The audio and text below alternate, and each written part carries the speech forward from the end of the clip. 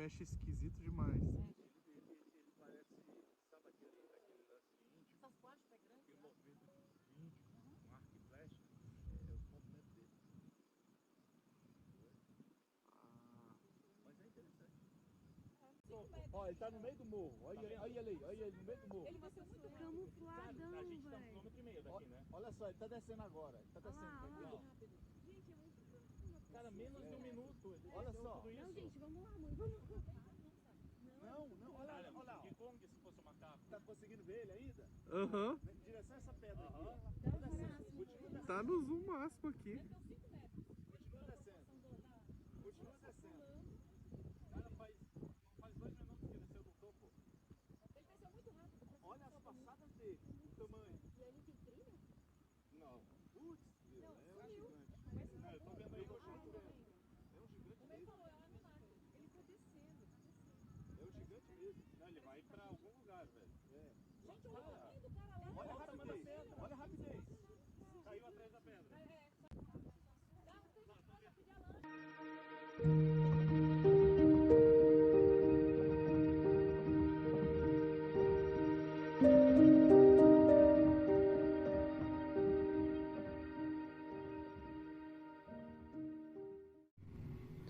Olá, em resenhas anteriores eu cobri alguns livros de natureza espírita, tanto kardecista como não kardecista, né, de linhas espiritistas diversas, obras psicografadas que falam da cosmologia do universo, da história do universo, da história espiritual do homem na Terra, que veio de vários lugares, e também existem espíritos originários daqui, que chegaram à racionalidade e encarnaram pela primeira vez no planeta Terra. Pois bem, também tratamos de diversas dimensões, né, dimensionalidades. A codificação espírita kardecista, ela traz uma elucidação a respeito de mundos mais sutis. E aqueles livros que falam da rebelião de Lúcifer, das transmigrações espirituais, eles devem ser lidos nesse contexto. Por quê? Porque essas civilizações originalmente não vivem. A Avona não é uma cidade que está no universo, na verdade, a Avona é um universo que está na nossa dimensão. Então, tanto que eles tiveram que criar corpos quando chegaram aqui, né, para poder iniciar o processo de encarnação. E os rebelados não quiseram ainda e fundaram o umbral, ou os umbrais, né, com uma torção dimensional para evitar que eles encarnassem e fossem localizados pelas confederações. Isso demanda muitos estudos esotéricos, existem alguns especialistas a respeito, né? Mesmo com essas leituras básicas, para fazer essa ligação é bastante difícil, às vezes leva uma vida inteira. As pessoas não conseguem fazer a ligação de tudo isso, não percebem, né? Que está tudo interligado, na verdade. Para ajudar nesse contexto, eu vou resenhar o livro de Pedro Campos, UFO, Fenômeno de Contato, que tece algumas costuras a respeito. No passado, sem compreender o alcance dos postulados espíritas, houve mesmo quem pensasse que a vida extraterrestre poderia ser encontrada nos planetas do Sistema Solar e divulgou esse pensamento abertamente. Mas em seguida, as sondas espaciais cruzaram os céus e trouxeram informações valiosas, dando conta de que não há vida de carne e osso nos demais planetas solares. Aqueles estudiosos cometeram o engano de não considerarem a vida em outra dimensão do espaço-tempo. Cravaram o pé na Terra e acharam que a vida nos planetas estava lá, assim como está aqui.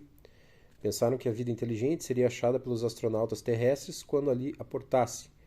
Eles não puderam entender os espíritos da codificação quando registraram a existência de uma vida menos material que a da Terra naqueles planetas. Hoje, entretanto, vemos que a vida menos material, ou seja, a vida ultraterrestre, encarnada em corpo sutil, é um postulado da doutrina espírita que se faz convencer cada vez mais, porque o fenômeno UFO é de notória evidência.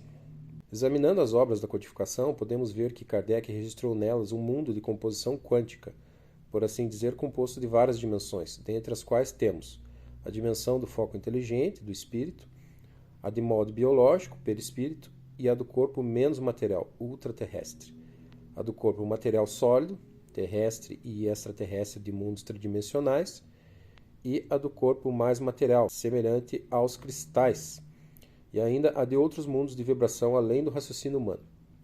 Essas dimensões todas eram inconcebíveis à ciência no século XIX, mas hoje despontam como possibilidade cientificamente viável, considerando-se que o mundo da ciência fala hoje na existência de 11 dimensões e até mais. Essas regiões do espaço-tempo são estudadas por cientistas consagrados, como o físico teórico Stephen Hawking, autor de O Universo numa Casca de Nós, no qual faz belíssima exposição e dá o conceito dessas dimensões em linguagem de alcance popular, no capítulo Admirável Mundo Novo das Branas. O entendimento dessas dimensões, nas quais as partículas se aglutinam e formam mundos em outras vibração da matéria, dando aos espíritos a chance de formar outras composições corpóreas, somente agora está sendo possível vislumbrar, suportado pelos novos avanços da física teórica. Antes disso, a compreensão delas era quase impossível. De fato, se a vida do espírito era difícil de entender, o que falar então da vida ultraterrestre? Nessa, o espírito invisível encarna em corpo também invisível ao homem. Entender isso era algo mais difícil. E para aceitar esse tipo de vida e dificuldade aumenta ainda mais porque implica quebra de padrões já incorporados e reciclagem de conceitos. Sobre essa dificuldade, o espírito Erasto expressa em Universo Profundo: vossos estudiosos de séculos passados não poderiam entender essa composição corporal insólita. Não tinham as teorias da relatividade, da mecânica quântica e as tentativas de uma concepção unificada delas para auxiliá-los. A falta de melhor relação física para a correta compreensão desse corpo diferente de carne e menos material do que ela os fez imaginar a existência em outro planeta de um corpo semelhante ao vosso, produto do meio físico-químico do planeta, mas ainda assim material como ele. Pensando dessa maneira, não puderam entender que quando os espíritos falavam de corpo menos material existente nos planetas do vosso sistema solar, eles se referiam a uma composição corpórea fluídica, corpo em outra vibração da matéria, espécie de eletricidade, corpo de energia, de antimatéria ou matéria ultraterrestre, que está além da vossa composição molecular densa. Para associar de modo adequado ufologia e doutrina espírita, falando do assunto com propriedade, é preciso pesquisar a primeira e obedecer aos fundamentos doutrinários da segunda, bem como saber diferenciar 3 seres principais: o extraterrestre, o ultraterrestre e o espírito. Vamos observá-los em alguns detalhes. O extraterrestre, o ET, é tido como criatura de fora do planeta Terra, mas um ser de corpo sólido como o do homem, sem necessidade de ser igual na aparência e na constituição orgânica. Seria alguém que teria evolucionado por um processo semelhante ao nosso e desenvolvido uma ciência compatível ao seu mundo físico, com tecnologia algo similar à nossa, capaz de estabelecer contato à distância. Mas ainda assim seria um ser de natureza física, concreto, para não dizer de carne e osso. Se fosse feito contato pessoal, ele poderia dar a mão, dizer muito prazer, perguntar sobre as coisas desse mundo, obter informações nossas de como são feitas na Terra, falar de seu mundo, de sua constituição física. Não seria uma criatura exótica no sentido de aparecer e desaparecer como por encanto, mas um ser de mesma natureza que pretende fazer contato e conhecer mais o universo de 3 dimensões, assim como o homem. Não haveria como confundir sua pretensão, sua existência material e seus objetos voadores, ainda que conduzidos por inteligências artificiais. Contudo, se o ET for exótico, um ser insólito de outra dimensão, nós teríamos que dar a ele outro nome para diferenciá-lo do astronauta convencional. O ultraterrestre, o UT, a seu turno, é um ET de antimatéria, ou de matéria invisível. É uma criatura também de fora do planeta Terra, mas um ser de corpo incomum, menos material que o homem, como denomina o Espiritismo, uma criatura de natureza extrafísica, invisível ao homem, assim como são os espíritos. Essa criatura é definida como habitante das esferas sutis de outros planetas, como também das profundezas etéreas do cosmos.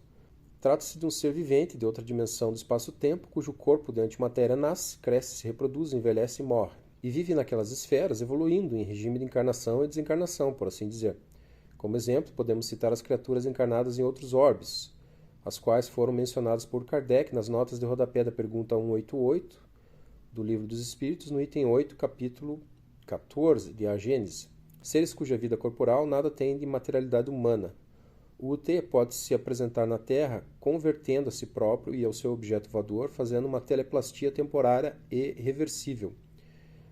Com a visão evolutiva dada pelo Espiritismo, associando isso a princípios de universalidade astronômica, podemos dizer que assim como o homem desenvolveu tecnologia, construiu foguetes, produziu os fantásticos fenômenos de psicocinesia, assim também o UT pode ter construído em seu mundo os objetos voadores e se capacitado a viajar com eles por outra dimensão, entrando na nossa por instrumentos conversores. Isso, embora seja um fato invulgar, não se mostra impossível. O fenômeno UFO o demonstra, os espíritos o confirmam e a teoria quântica dá subsídios para entendimento de outras dimensões onde a vida poderia prosperar. Os espíritos, por sua vez, são inteligências errantes, ou seja, seres que não estão revestidos de forma corpórea alguma, senão a forma perispiritual. Salvo os espíritos puros, que não precisam mais renascer na matéria, todos os demais, para evoluir, devem voltar a estagiar em uma forma corpórea. Esse corpo pode ser de matéria sólida, como a dos homens e a dos seres extraterrestres descritos, ou pode ser de matéria sutil, etérea, como a dos seres ultraterrestres mencionados. O espírito, quando desencarnado, aguarda seu retorno à vida corpórea nas colônias espirituais, onde ele vive sem que haja procriação, porque espíritos não se reproduzem. São obras do Criador. As várias dimensões do espaço-tempo compõem o chamado mundo invisível, e são povoados por criaturas insólitas, espíritos errantes e seres ultraterrestres. Essas duas criaturas, cada qual a seu modo e com características próprias, comunicam-se com o homem, mas o homem pouco as distingue. Em razão dessa dificuldade de distinção, pode haver interpretação errada do sensitivo para saber com qual das criaturas o contato fora feito. Espíritos mistificadores se fazem passar por outras criaturas, identificando-se nas mensagens como seres extraterrestres, ultraterrestres ou outras denominações, quando, na verdade, são espíritos. Assim, estudo mais rigoroso precisa ser feito para distinguir uma entidade de outra.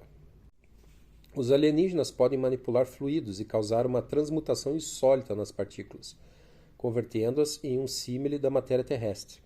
Assim se fazem concretos e visíveis, mas podem também produzir fenômenos de transporte, movimentando inclusive os seres humanos de um local para outro, num curto lapso de tempo.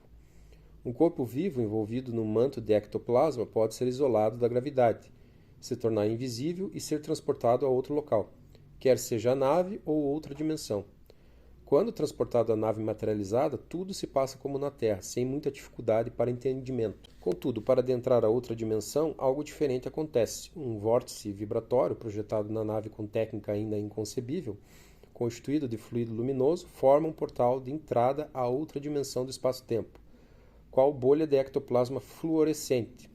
O vórtice envolve o encarnado, transmuta relativamente seu corpo, sem desmaterializá-lo, e o mergulha num universo paralelo através de um buraco de minhoca, para numa viagem insólita transportá-lo e introduzi-lo num mundo menos material que a Terra, postado em outra dimensão, local incomum onde vivem seres de corpos mais sutis. Ali há certa interação para troca de experiências, mas o corpo humano naquela dimensão fica reduzido a uma espécie de agênere, um ser não gerado naquela esfera, por assim dizer. A experiência em si gratifica, mas pode perturbar o encarnado que não estiver preparado.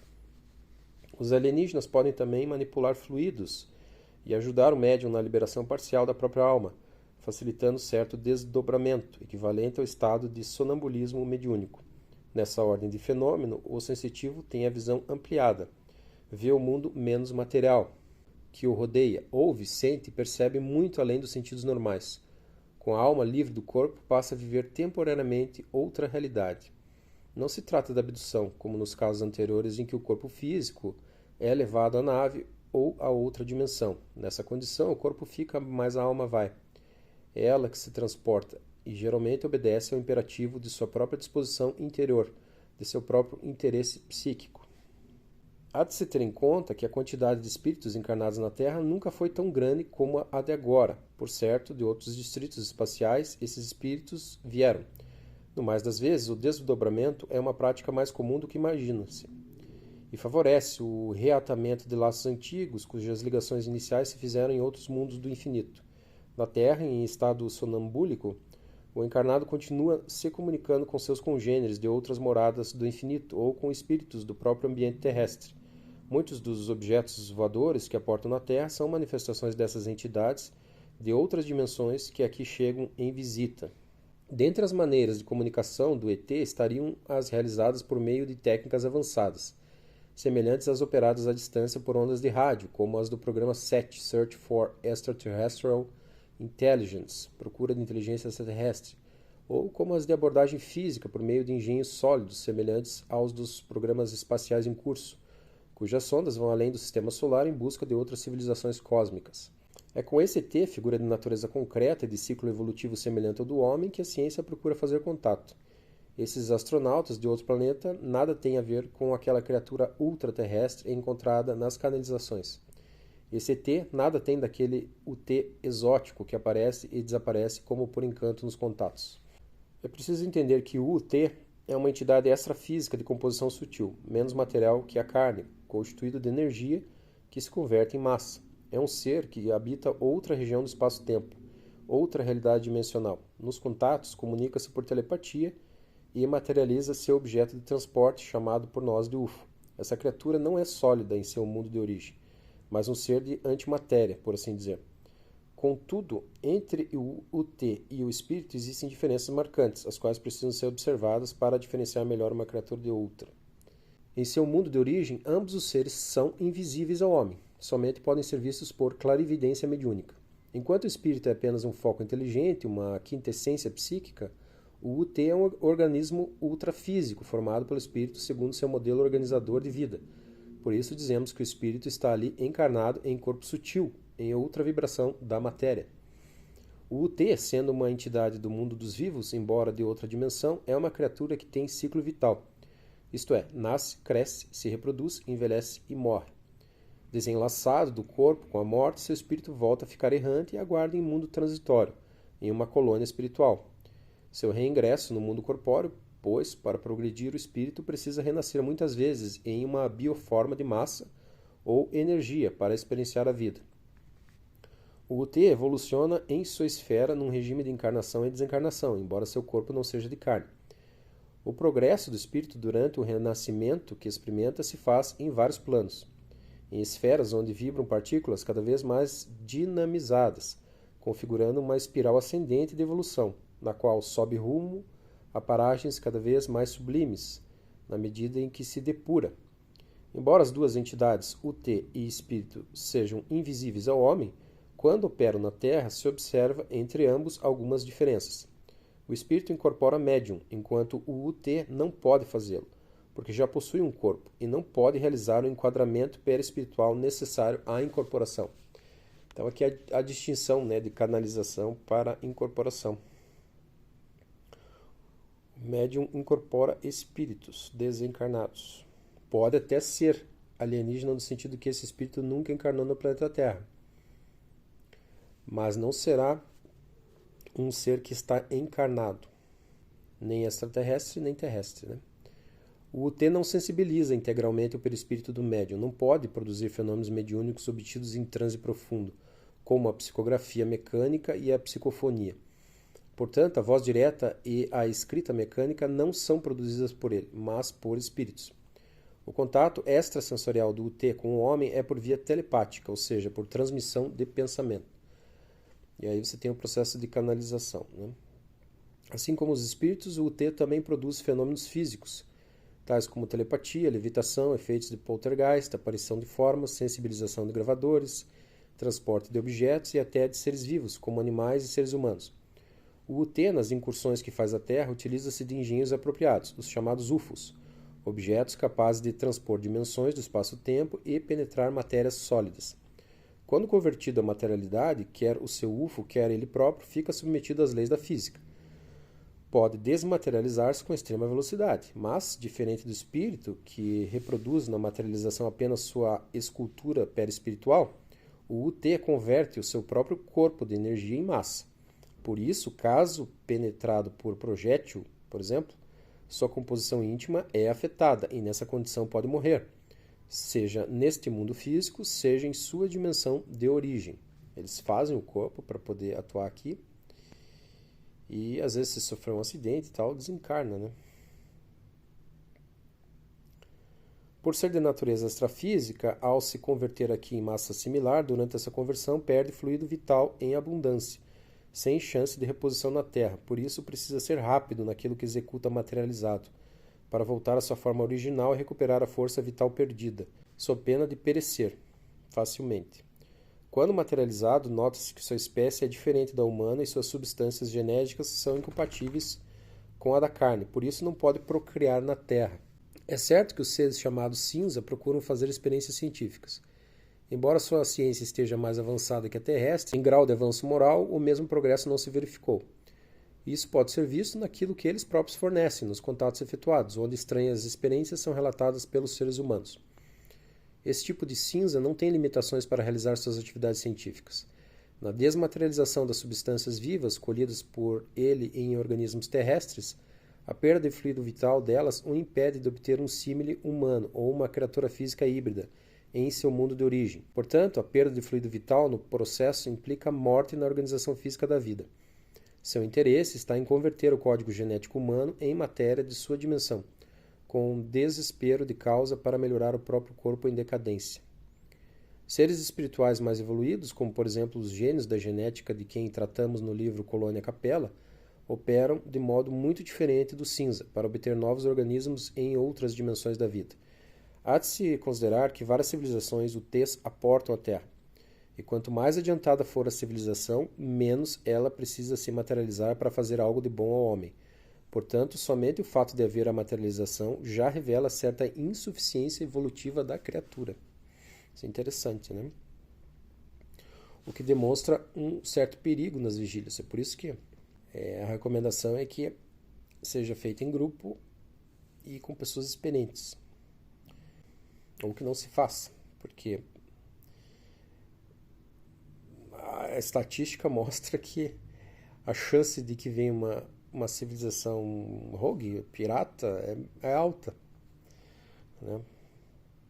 E vai utilizá-lo apenas de cobaia. Eles só estão esperando uma oportunidade para abduzir as pessoas que estão ali.